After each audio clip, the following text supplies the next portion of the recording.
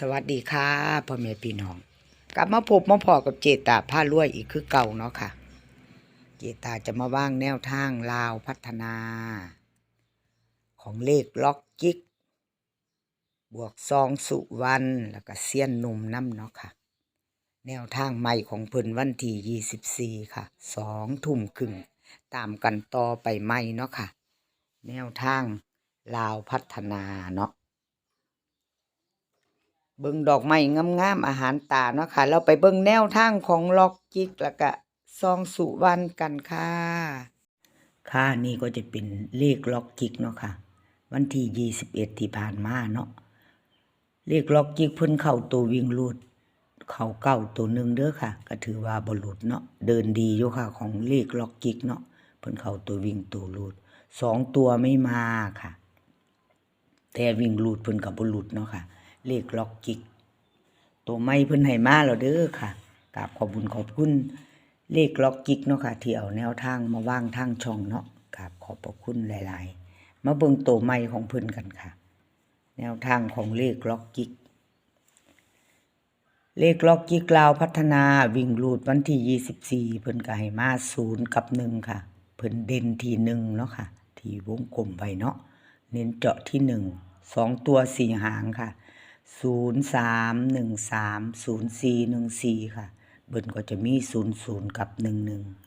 11 3ตัว3หางค่ะ0130140001แคปหน้าจอเด้อค่ะ FC ของเลขล็อกจิกเนาะบ่ว่าจะเป็น FC เก่า FC ใหม่ที่ผ่านเขามาเห็นเนาะมาให้กำลังแรงใจทั้งช่องของเจตาผ้ารวยเนาะค่ะที่เขามากดไลค์กดแชร์มากดติดตามมาคอมเมนต์ก็กราบขอบพระคุณเป็นอย่างสูงเนาะค่ะตัวเน้นตัวจอของล็อกจิก13กับ14เด้อค่ะ3ตัวนี่ก็เน้น2หาง013014ค่ะแคปหน้าจอไว้ชอบก็จัดค่ะขัดก็ผ่านเนาะแต่ FC ของเพิ่นล้นหลามอยู่แล้วล่ะของเลขล็อกจิกเนาะหลุดยากอยู่ค่ะหลุดก็บ่โดดเนาะค่ะพี่น้องเลขทุกตัวเอามาวางเพื่อเป็นแนวทางเนาะโปรดใช้วิจารณญาณในการรับชมเป็นอย่างสูงเนาะค่ะเลขหลุดเลขบ่เข้าก็ถือว่าธรรมดาเนาะค่ะ FC ที่น่ารักทุกท่านก็เข้าใจเนาะมาเบิ่งของซองสุวรรณค่ะต่อไปเนาะซองสุวรรณนี่เพิ่นก็เข้าไปวิ่งรูดทั้ง2ตัวเด้อค่ะเข้าไปทั้ง2ตัวของซองสุวรรณเนาะค่ะ FC ซองสุวรรณเป็นจังใดแน่ค่ะมีไผใดไผโศกไผหมานน้ำเพิ่นบ่วิ่งรูดเข้าถึงเก่าถึง7บนล่างเนาะค่ะวันที่21ที่ผ่านมาเนาะก็ขอบคุณซองสุวรรณเด้อค่ะที่เอาแนวทางมาวางเนาะก็ขอบพระคุณเป็นอย่างสูงพุทธ FC ซองสุวรรณได้เจตาก็ดีใจนำเด้อค่ะดีใจด้วยกับคนที่โชคดีเนาะเพิ่นติดตามกันวิ่งรูดก็คือจะบ่พลาดเนาะงวดที่ผ่านมาวันที่24ซองสุวรรณให้มาแล้วค่ะให้มาแล้วเนาะลาวพัฒนาวิ่งรูดเพิ่นก็จะมี8กับ0เนาะค่ะ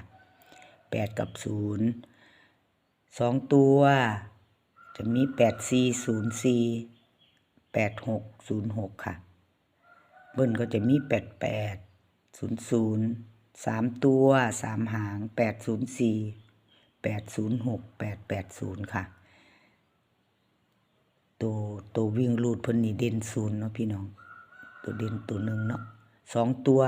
เน้นเจาะกับ04กับ06ค่ะ3ตัว2หางกับ804 806ค่ะพิจารณากันไปตามต่อเนาะค่ะ20:30วันที่24ที่จะถึงนี้เนาะไปรุ่นถ้าเพื่อโศกหมานโศกดีกับซองสุวรรณเนาะค่ะกราบขอบคุณ FC ทุกท่านเด้อค่ะที่เข้ามากดไลค์กดแชร์มากดติดตามทางช่องเจตาเนาะ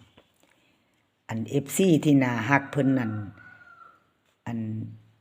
ที่น่าฮักเพิ่นเข้ามาก คอมเมนต์เจตาเพิ่นบอกว่า มองไม่เห็นเลยแล้วก็ตัวน้อยเกินไปว่าซั่นอันเจตาเอาปากกาน้อยเขียนเนาะค่ะบ่ได้เอาเมจิเขียน อันถ้าตั้งกล้องจังซี่ก็เป็นแบบนี้เนาะกราบขอโทษขออภัยหลายๆเนาะค่ะเพราะว่าถ้าเป็นเมจิใสใหญ่เนาะช่วงนี้เจตาว่าถนอมข้อกับอันหลอดลมจักหน่อย เพราะว่ามันกินแห้งเนาะค่ะมันฉิวแห้งเจตาก็เลยใส่หน่อยเนาะบางเทื่อเจตาก็ตั้งกล้องนอนเกินไป แล้วก็เลี้ยวบ่เห็นถ้าเฮาบ่ขยายเนาะค่ะถ้าเฮามือไปขยายแตะขึ้นมันก็จะเห็นชัดกราบขอโทษขออภัยหลายๆเด้อค่ะจังใดเจตาก็กราบขอบบุญขอบคุณคอมเมนต์ที่ติมาเนาะค่ะที่บอกมาเนาะติเพื่อก่อเนาะค่ะน้อมรับคำติชมได้ทุ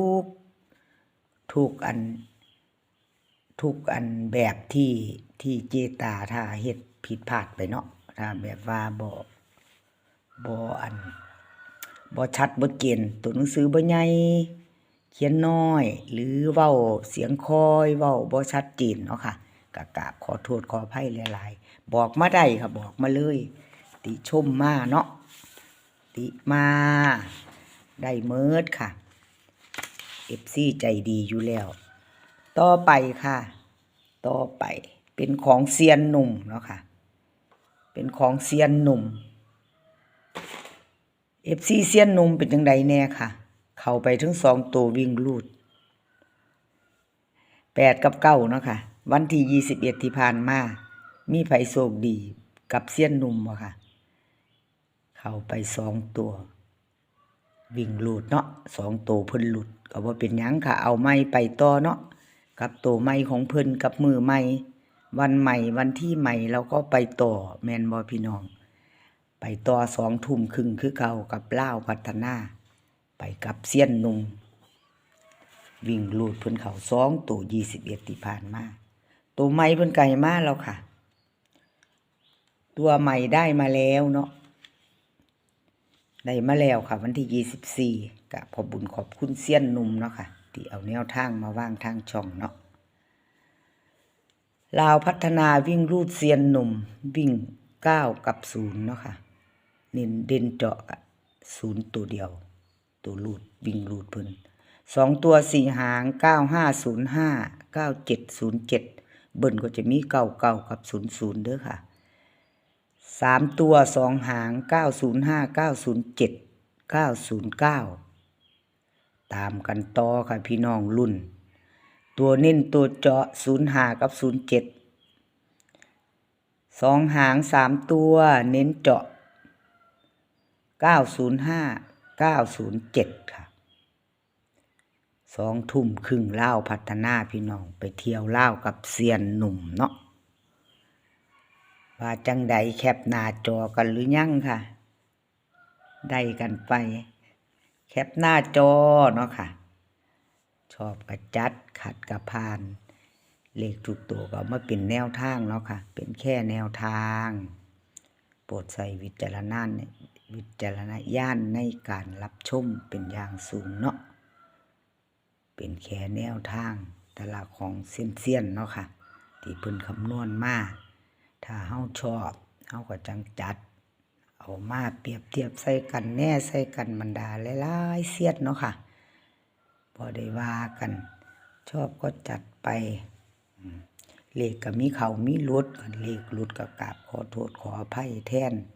หลายๆเซียนเนาะค่ะที่เจตาเอามาว่างเนาะจังใดก็ FC ก็น่าฮักอยู่แล้วล่ะค่ะน่าฮักกันอยู่ให้กำลังแรงใจมาอย่างล้นหลามคือเก่าเนาะช่องน้อยๆของเจตาก็ดีใจอยู่ค่ะที่ FC ให้กำลังแรงใจมาดีเนาะคลิปนี้ก็ขอกราบขอบบุญขอบคุณทุกท่านเด้อค่ะแล้วก็ถึง3เซียนเนาะเที่ยวแนวทางมาว่างขอให้พี่น้องมีความสุขทั้งใจสุขทั้งกายเดินทางไปไหนก็ให้ปลอดภัยเนาะค่ะเดินทางไปก็มีโชคกลับมาไม่ใช่คลิปหน้าพอกันไหมกราบขอบพระคุณหลายๆคลิปนี้ก็สวัสดีค่ะ